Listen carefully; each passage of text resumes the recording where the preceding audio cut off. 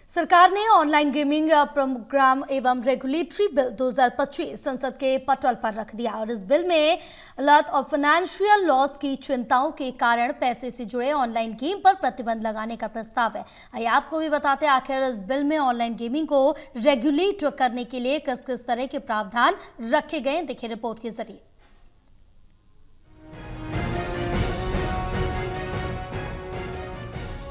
20 अगस्त 2025 को संसद में ऑनलाइन गेमिंग विधेयक पेश किया गया। इसके पेश होने से पहले गेमिंग इंडस्ट्री में काफी हंगामा देखने को मिला। अखिल भारतीय गेमिंग महासंघ EIGF, ई गेमिंग महासंघ EGF और भारतीय फेटेंसी खेल महासंघ FIFS ने गृह मंत्री अमित शाह को पत्र लिखकर प्रस्तावित विधेयक पर तत्काल हस्तक्षेप करने का अनुरोध भी किया था।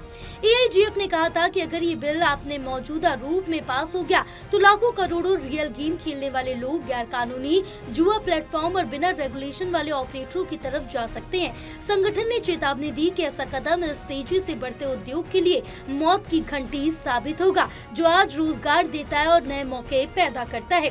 एक रिपोर्ट के अनुसार इंडस्ट्री एक्सपर्ट्स का कहना है कि इस कदम से लगभग 4 लाख कंपनियां, 2 लाख नौकरियां, 25,000 करोड़ रुपए के निवेश और 20,000 करोड़ रुपए के सालाना GST कलेक्शन को खतरा हो सकता है। गेमिंग कंपनियों के अधिकारियों ने चिंता जताई है कि अगर ये कानून पास हो गया तो उन्हें रेवेन्यू अर्जित करने का कोई स्पष्ट तरीका न होने की वजह से अपना कामकाज बंद करना पड़ सकता है। गेमिंग संस्थानों ने कहा कि बैन लगाने की बजाय सरकार को आगे बढ़कर बेहतर नियम बनाने पर ध्यान देना चाहिए, क्योंकि अगर पूरी तरह से प्रतिबंध लगाया गया तो इससे पूरे सेक्टर को नुकसान झेलना पड़ेगा। इंडस्ट्री के अधिकारियों ने भी चेतावनी दी कि अगर नया कानून लागू हुआ तो इस सेक्टर की कई कंपनियों को बंद होने पर मजबूर होना पड़ सकता है।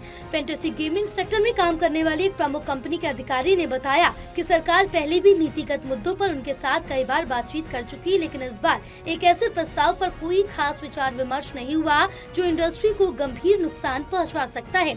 एक्सपर्ट्स का ये भी मानना है कि गेमिंग प्रायोजन घरेलू खेलों को बढ़ावा देने में अहम भूमिका निभाते हैं। कई राज्य और शहर स्तर की T20 लीग अपने अस्तित्व के लिए इसी समर्थन पर निर्भर है। अगर ये सेक्टर खत्म हो जाता है तो भारतीय क्रिकेट और अन्य खेलों के लिए प्रतिभाओं की उपलब्धता को कमजोर हो सकती है। इंडस्ट्री सूत्रों ने आगाह किया कि यदि कानून बहुत अधिक प्रतिबंधात्मक है तो कुछ प्लेटफॉर्म विदेशों में अपने कामकाज को शिफ्ट कर सकते हैं। वहीं ढीली KYC और एंटी मनी लॉन्ड्रिंग जांच वाले अनियमित ऐप्स इस खाली जगह को भर सकते हैं। रिपोर्ट के अनुसार सरकार का इससे टैक्स कलेक्शन कम होगा और यूजर्स के लिए खतरा बढ़ जाएगा। National desk report, total news.